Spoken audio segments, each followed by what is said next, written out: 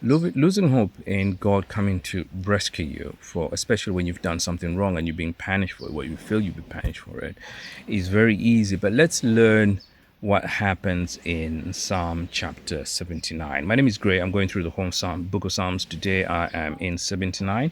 The title of this chapter is A Lament Over the Destruction of Jerusalem and a Prayer for Help. So it is very much similar to Psalm 74, where the writer was crying out because of the destruction of Jerusalem and crying out to God to rescue them. And this is more or less the same thing. But what I want to draw out here is the assurance that the writer had in still coming back to God, knowing that it is their own fault that they are being punished. That's what I want to draw out. So this Psalm 79 is written by Asaph. Asaph was a music leader at the time of David's reign, and he would not have been alive at the time when Jerusalem was being destroyed, which was about by the Babylonians. So it's either that he wrote it as a prophecy, or there was someone else who actually witnessed the destruction and wrote this psalm. Whatever the point, whatever the point that may be, let's draw out from what we can learn from here. So as I said, verse 1 and 2 clearly states the issues here. It says, "Oh God, these nations have invaded your inheritance. They have defiled the inheritance, meaning Israel. They have defiled your holy temple. They have laid Jerusalem in ruins. They have given the dead bodies of your servants for the food to the birds in the heavens, the flesh of your godly ones to the beasts of the earth." So there's a destruction of the city as a whole. The temple has been destroyed and people are dying left, right, and center. And then they're crying out. But here's the reason why this has happened. Verse 5 says, "How long, O Lord, will you be angry forever? Will your jealousy burn like fire?" So he knows that whatever is happening is because of what they did to anger God. But here's the thing that absolutely amazes me. They've messed up. God is angry with them. At that point into saying, okay, where else can we do? Because God is angry, he's not going to come back. But no, he still comes back to God and cries out to God. Verse 8 says, "Let your compassion come quickly to meet us." So in as much as they know that God is angry, he also understands that the same God is a God of compassion. And this is what I want to draw out. For most of our lives, when things go bad, we always seek help from elsewhere.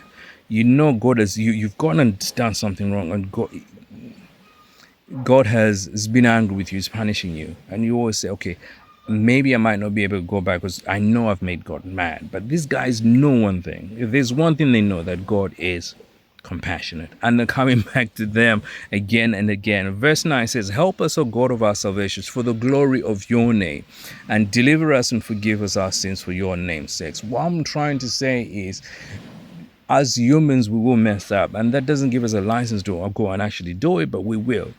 And in those times that we will, and then you feel like, and maybe there are consequences that come as a result of that.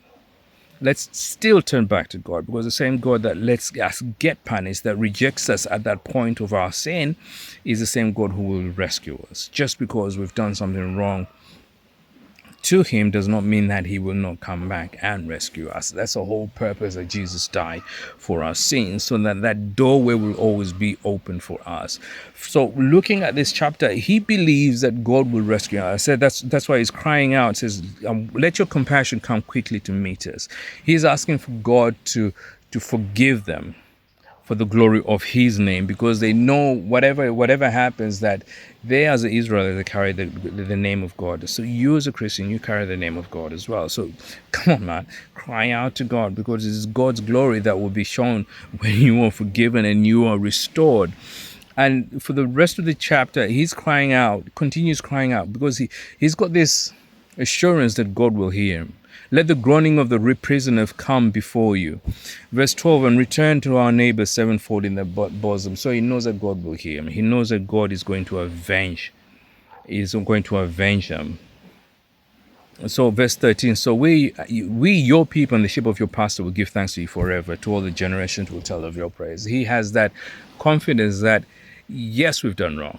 Yes, we've messed up. Yes, we deserve it. But God, you're a God of compassion. God, you're a God who still hears. God, we carry the glory of your name. please come and rescue us. That's the attitude that we should have at all times, knowing that God will always be with us. That's the challenge for you. Whatever you're going through, turn to God and call on Him, because He is the only one that will help you. God bless you.